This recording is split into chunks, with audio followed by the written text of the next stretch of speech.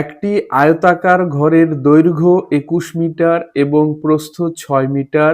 ঘরটির মেঝের ক্ষেত্রফল কত? দেখো, আয়তাকার একটা মেঝে আমি আঁকছি এখানে। এইটা ধরো একটা আয়তাকার মেঝে। এই আয়তাকার মেঝের দৈর্ঘ্য কত? 21 মিটার। এইটাও 21 মিটার।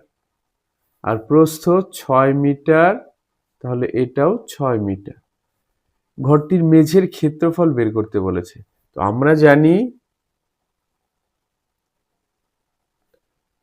আমরা জানি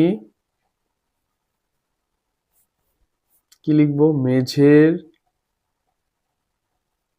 ক্ষেত্রফল ইকুয়াল টু কি হয়? দৈর্ঘ্য গুণন